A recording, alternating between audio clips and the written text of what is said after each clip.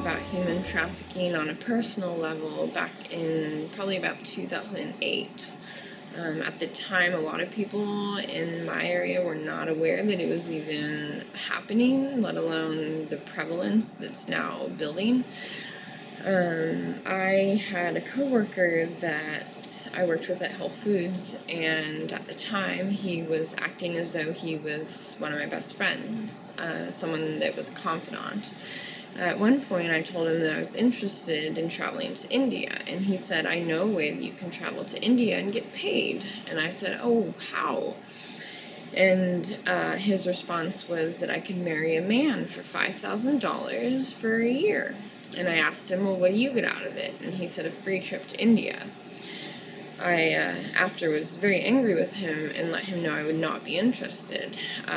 My anger did not go away, and so I decided that I needed to do something about it. And so I went to the local police, and I talked to an officer, and he said, "Do you want to take down the ring, or would you like to arrest the person that offered it to you?"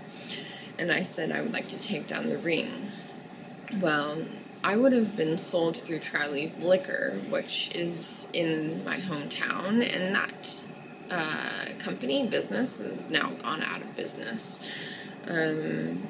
But because I had said no to the deal, I could not move further with law enforcement on my side.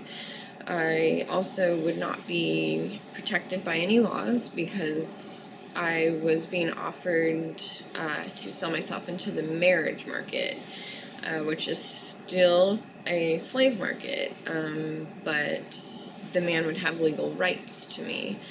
And the deal was for a year, and I'd get paid $5,000, but most likely I would never get the money, and as soon as I crossed international boundaries, my visa or my passport would be taken away, and I would no longer have any documents.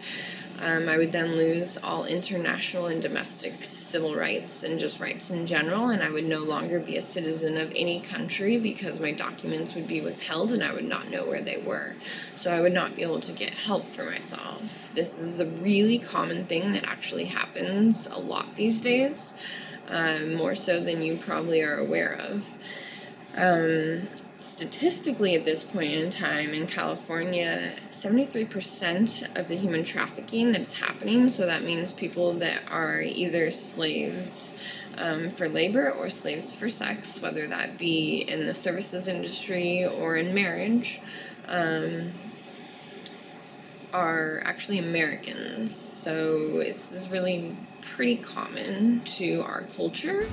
A lot of people are just really ignorant of the facts, as well as they don't even know what to look for. So I'm sure personally, I just want to recover. I really just want to overcome all of this and move on. I don't find any of it thrilling. I don't find any of it helpful. I find it really, really destructive, and in all honesty, I wish that it didn't exist. I have a lot of hopes and dreams beyond the marriage slave trade market, and I don't plan on succumbing to it, and in all honesty, I don't think any of us should be succumbing to it. It's a lot of mind traps, and it's a lot of fear tactics, and neither of them are acceptable. I think as time goes by, women are going to become more empowered, and people in general will become more empowered because we will realize that we will have to be empowered to overcome it.